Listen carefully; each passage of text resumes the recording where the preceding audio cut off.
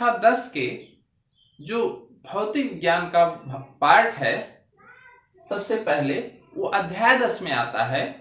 तो उसमें सबसे पहला जो पार्ट है वो प्रकाश का पार्ट है, परावर्तन तथा अपवर्तन। तो 2 इकाई हमारे कक्षा 10 के सिलेबस में है, एक प्रकाश से संबंधित है और एक विद्युत से संबंधित है। दोनों के दो चैप्टर हैं जो भौतिक विज्ञान से संबंधित है। तो उसमें जो सबसे पहला पार्ट और सबसे पहली चीज है वो है प्रकाश के बारे में, जो है इसमें प्रकाश से संबंधित परावर्तन तथा अपवर्तन 2 गुण हम लोग उसी से संबंधित यहाँ पर अध्ययन करेंगे। तो सबसे पहले जो प्रकाश के बारे में चूंकि हमको पढ़ना है, तो सबसे पहले हम सब लोग समझ लेते हैं कि प्रकाश है क्या। तो प्रकाश को हम लोग दैनिक जीवन में देखते हैं कि सुबह जो है सूर्य निकलता है और सूर्य का प्रकाश हम तक पहुंचता है। तो सूर्य के प्रकाश की सहायता से हम लोग चारों तरफ की वस्तुओं को देख पाते हैं। रात्रि के समय मानव निर्मित जैसे बल्ब है, ट्यूबलाइट है या मोमबत्ती है, दिया है, इसकी सहायता से ही हम वस्तुओं को देख पाते हैं। अगर प्रकाश ना हो तो हम लोग वस्तुओं को देख नहीं सकते। तो सबसे पहली जो हमारे दिमाग में चीज आती है कि प्रकाश क्या है और उसका क्या उपयोग है, तो सबसे पहली चीज जो दिमाग में हमारे क्लिक करती है कि प्रकाश एक ऐसा साधन है जिसकी सहायता से हम वस्तुओं को देख पाते हैं। तो प्रकाश, अब इसके बारे में चूंकि हमको पढ़ना है, तो जैसे जो प्रकाश आता है, सूर्य का प्रकाश आता है, तो अब इस प्रकाश के कौन कौन से प्रमुख गुण हैं, लक्षण कौन कौन से हैं, उसको भी हम लोग यहाँ पर समझ लेते हैं एक एक करके। जैसे सबसे पहला है, ये हम लोग बहुत छोटी कक्षाओं से प्रकाश के बारे में पढ़ते आ रहे हैं। तो सबसे पहला जो होता है जैसे प्रकाश के गुण में, तो ये जो प्रकाश होता है हमारा सीधी रेखा में चलता है। यानी पहला जो हमारा लक्षण होता है ये कैसे चलता है, सीधी रेखा में, यानी ये मुड़ नहीं सकता है, जब भी चलेगा तो ऐसे रेखा में, सीधी रेखा में चलता है। तो अब प्रकाश को दर्शाने का जो तरीका होता है वो भी हम लोग एक लाइन से दर्शाते हैं। और जैसे कि हमने कहा एक सीधी रेखा है, अब सीधी रेखा में 2 दिशाएं हो सकती हैं, एक इधर से इधर और एक इधर से इधर।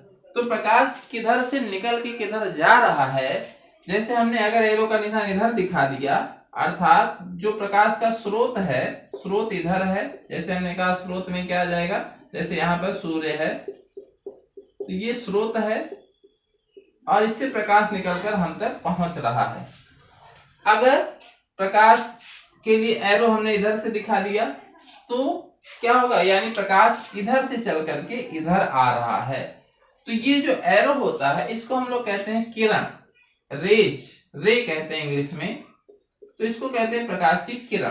तो प्रकाश को दर्शाने के लिए हम लोग इस तरह से सीधी लाइनों का प्रयोग करते हैं और उसमें एक तीर का निशान भी लगाते हैं जो हमको ये बताता है कि प्रकाश किधर से जा रहा है। तो इसको हम लोग किरण कहते हैं। ये चीज आप लोग ध्यान रखिएगा।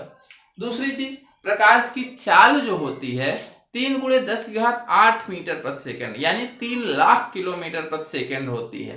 तो प्रकाश अत्यंत तीव्र गति से चलता है, तो इसकी जो चाल होती है वो 3 × 10⁸ मीटर प्रति सेकंड होती है।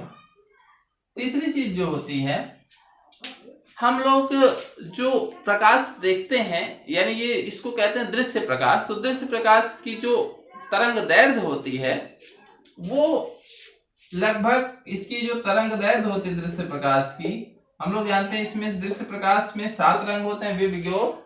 तो ये 3900 एंगस्ट्रॉम से 7800 एंगस्ट्रॉम तक इसकी तरंग दैर्घ्य होती है। ये छोटी छोटी जानकारियां हैं। चौथी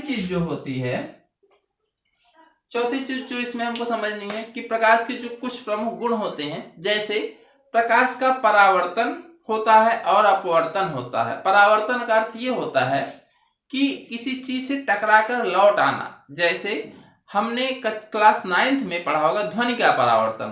तो ध्वनि जब किसी वस्तु से टकराकर पुनः हमारे कानों तक आती है तो इसे हम लोग ध्वनि का परावर्तन कहते हैं। उसी तरीके से प्रकाश का भी परावर्तन होता है। जब सूर्य के प्रकाश की तरफ हम कोई ग्लास मिरर रख देते हैं तो मिरर से उसकी छाया यानी उसका प्रकाश जो है दीवार पे जाके पड़ता है, तो टकरा के मिरर पे पड़ता है, मिरर से टकरा करके फिर दीवार पे चमक जाती है, तो इसी को परावर्तन कहते हैं। जैसे किसी गेंद को जब हम दीवार में फेंकते हैं तो दीवार से टकरा करके फिर वो गेंद हम तक लौट आती है, तो टकरा कर लौटना ही क्या कहलाता है? परावर्तन कहलाता है। तो इसी तरह से एक गुण और होता है अपवर्तन, तो इसको हम लोग एक एक करके पढ़ेंगे। तो प्रकाश के जो दो प्रमुख गुण होते हैं उनमें परावर्तन तथा अपवर्तन नामक गुण होता है। इसमें प्रकाश का परावर्तन तथा अपवर्तन होता है, और इसके कुछ और गुण होते हैं जिसको हम लोग कक्षा 12 में जाके पढ़ेंगे। व्यतिकरण होता है प्रकाश का, विवर्तन भी होता है तथा ध्रुवण, ये कुछ और प्रमुख गुण हैं जिसको हम लोग आगे की कक्षाओं में जिसका अध्ययन करेंगे। तो इस तरह से कुछ प्रमुख जो प्रकाश से संबंधित चीजें थी उनके बारे में हमने सूक्ष्म जानकारी इकट्ठा की। अब जो हमारा सिलेबस है उस हिसाब से हम लोग चलते हैं। तो सबसे पहली जो चीज है वो है प्रकाश परावर्तन क्या होता है। तो प्रकाश का किसी चिकने तल से टकराकर वापस लौटने की घटना को प्रकाश का परावर्तन कहते हैं। अर्थात प्रकाश जब किसी चिकने तल से टकराता है तो टकरा करके फिर जो है वो क्या होता है? वापस लौटता है। तो यही घटना क्या कहलाती है? प्रकाश का परावर्तन कहलाती है।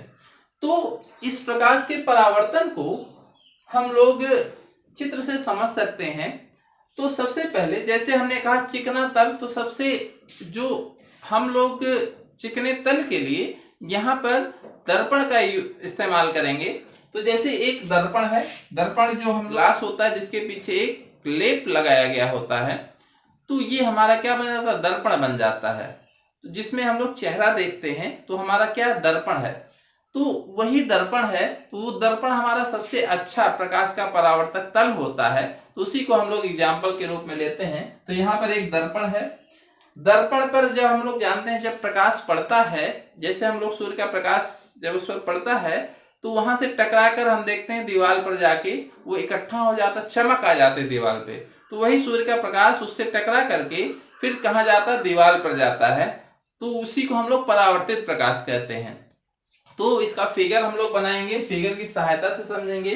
तो सबसे पहले हम लोग जो किरण बनाते हैं, जैसे यहाँ से इधर से एक प्रकाश की किरण आ रही है और इस दर्पण पे पड़ रही है, तो हम एक किरण की सहायता से, तो यहाँ से इधर से प्रकाश की किरण आ करके इस दर्पण पे पड़ रही है, तो आकर पड़ने वाली किरण को ही क्या कहा जाता है? आपतित किरण। तो इसका नामांकन भी करते चलेंगे और इसको बहुत ध्यान से नामांकन देखेंगे कौन सी किरण आपतित किरण होती है। तो सबसे पहली जो किरण है जो आ करके इस दर्पण पर पड़ रही है उसको हम लोग क्या कहते हैं? आपतित किरण कहते हैं। दूसरी जो चीज है, दर्पण के जिस बिंदु पर ये आके पड़ती है इसको हम लोग कहते हैं आपतन बिंदु कहते हैं। इसको क्या कहेंगे? जिस बिंदु पर ये किरण आगे पड़ती है इसको क्या कहेंगे? आपतन बिंदु कहेंगे। अब आगे की चीजों के लिए सबसे पहले हम लोग समझ लेते हैं अभिलंब क्या होता है। तो जब भी परावर्तन हम लोग पढ़ेंगे तो वहां पर एक अभिलंब कैसे खींचा जाता है और अभिलंब होता क्या है इसको हमको समझना है। तो एक चीज ध्यान रखना है कि अभिलंब हमेशा आपतन बिंदु पर ही खींचा जाएगा, अर्थात जिस बिंदु पर ये प्रकाश की किरण आके पड़ रही है उस बिंदु पर खींचा जाएगा और सतह के लंबवत होता है। यानी सतह हमारी कौन सी है? यानी परावर्तक जो सतह है, ये दर्पण हमारा क्या है? एक परावर्तक तल है जिससे परावर्तन हो रहा है। तो परावर्तक तल के लंबवत जो रेखा हम लोग खींचेंगे, जैसे अगर ये समतल क्षैतिज सतह है तो इसके लंबवत जो रेखा होगी वो इस तरह से, इसके लंबवत जो रेखा होगी वो, यानी इसका कोण ये 90 अंश का कोण बनेगा। तो ये हमारा क्या कहलाता है? अभिलंब। तो एक चीज हमेशा ध्यान रखना है, तो अभिलंब हमारा परावर्तक तल के लंबवत होगा, सतह के लंबवत। बाकी और ये आपतित किरण या परावर्तित किरण के लंबवत नहीं देखना है हमको। तो इसको हम लोग क्या कहते हैं, अभिलंब। तो एक अभिलंब होता है। अब आपतित किरण और अभिलंब के बीच एक कोण बन रहा है, हम यहाँ देख सकते हैं। ये जैसे हमने कहा आपतन बिंदु O है, तो यहाँ पर एक कोण जो बन रहा है ये वाला आपतित किरण और अभिलंब के बीच, इसको हम लोग कोण I कहते हैं। और इसका नाम जो होता है आपतन कोण। आपतित किरण और अभिलंब के बीच, अब एक चीज ध्यान रखें, आपतित किरण और अभिलंब के बीच बने कोण को क्या कहेंगे हम लोग, आपतन कोण, और इसे कोण I से प्रदर्शित करते हैं। अब यहां पर ये, अब आपतित किरण यहां पड़ेगी तो टकरा कर क्या होगी, हम यहां पर देख सकते हैं, टकरा करके ये इधर जाएगी। तो ये जो किरण होती है टकरा करके जब इधर जाती है, तो चूंकि ये टकरा करके परावर्तित हो रही है, तो परावर्तित होने वाली किरण को हम लोग क्या कहते हैं, जो इसका नाम होता है परावर्तित किरण, परावर्तित किरण कहते हैं। और इसकी दिशा इस एरो से बनाएंगे। अगली चीज, परावर्तित किरण और अभिलंब के बीच भी एक कोण बन रहा है, यहाँ पे देख सकते हैं। ये वाला कोण जो है, परावर्तित किरण और अभिलंब के बीच जो कोण बन रहा है, उसको हम लोग कोण R से प्रदर्शित करते हैं। और इसका जो नाम होता है, चूंकि परावर्तित किरण और अभिलंब के बीच है, तो इसका नाम जो होता है वो होता है परावर्तन कोण। ये तो इतनी चीजें। तो प्रकाश के परावर्तन में जो फिगर बनता है वो ये वाला फिगर होता है। तो आप लोग इसको नोट कर लें या इसका स्क्रीनशॉट लेकर के बाद में नोट करें, लेकिन हमेशा कॉपी और पेन लेकर के बैठे, जो चीजें बताई जा रही हैं उसको नोट भी करते चलें। अब हम लोग प्रकाश के परावर्तन के नियम, दो नियम होते हैं प्रकाश के परावर्तन के, उसको पढ़ेंगे। तो परावर्तन के जो नियम है, नियम का अर्थ क्या है कि जब भी प्रकाश के परावर्तन की घटना कहीं होगी तो हमेशा इन दो नियमों का पालन होगा। तो परावर्तन के दो नियम होते हैं। तो सबसे पहला जो नियम है, पहला आपतित किरण, यह आपतित किरण है, कामा परावर्तित किरण, ये परावर्तित किरण है, तथा आपतन बिंदु पर खींचा गया अभिलंब, ये आपतन बिंदु है, इस पर हमने एक अभिलंब खींचा। तीनों एक ही तल में होते हैं। एक ही तल का मतलब है, ये जो प्लेन हमारा है, ये गोल वाला प्लेन है, यानी इधर ही, यानी ये अगर ये आपतित किरण है, ये परावर्तित किरण है, और ये अभिलंब, ये तीनों एक ही तल, यानी तीनों ही बोर्ड के प्लेन में होंगे। यानी परावर्तित किरण हमारी इधर नहीं जाएगी, ये तो ये दूसरा प्लेन हो गया, या भीतर नहीं जाएगी, तो हमेशा इधर ही, यानी इधर नहीं जाएगी, इधर नहीं जाएगी। तो ये इस तरह से, तो इसको कहते हैं एक ही तल में होना। तो ये बोर्ड के प्लेन में होते हैं, या जो भी हम लोग तल होता है उसमें होते हैं, एक ही तल में होते हैं। दूसरा जो हमारा बहुत ही महत्वपूर्ण, आपतन कोण तथा परावर्तन कोण बराबर होते हैं। तो हमेशा जब भी परावर्तन होगा तो उसमें एक चीज का पालन जरूर होगा कि आपतन कोण और परावर्तन कोण, जैसे यहाँ पर हम देख सकते हैं ये कोण I है और ये कोण R है। तो ये दोनों कोण अगर ये 30 अंश है तो यहाँ भी क्या बनेगा, 30 अंश का कोण ही बनेगा। ये 45 अंश है तो यहाँ भी 45 अंश का कोण ही बनेगा। तो अभिलंब और आपतित किरण, ये चीज ध्यान रखिएगा हमेशा, अभिलंब और आपतित किरण के बीच जितना कोण बनेगा अर्थात आपतन कोण, उतना ही कोण अभिलंब और परावर्तित किरण के बीच बनेगा। तो ये दो नियम हैं। इन दो नियमों का पालन हमेशा परावर्तन होते समय होगा। तो अब हम लोग समझ गए कि प्रकाश का परावर्तन क्या होता है, परावर्तन होते समय किन किन नियमों का पालन होता है। अब प्रकाश का परावर्तन, जो सबसे अच्छा परावर्तन होता है वो दर्पण के द्वारा होता है। तो यहाँ पर हम लोगों ने समतल दर्पण द्वारा परावर्तन देखा। तो जो हम लोग घरों में दर्पण यूज करते हैं हमारा समतल दर्पण होता है, जिसको हम लोग देखते हैं कि उसका पृष्ठ क्या होता है, समतल होता है। तो हम लोगों के कोर्स में जो है वो है गोलीय दर्पण द्वारा परावर्तन, यानी जिसका पृष्ठ एक गोलाकार पृष्ठ हो, जिसको हम लोग गोलीय दर्पण कहते हैं।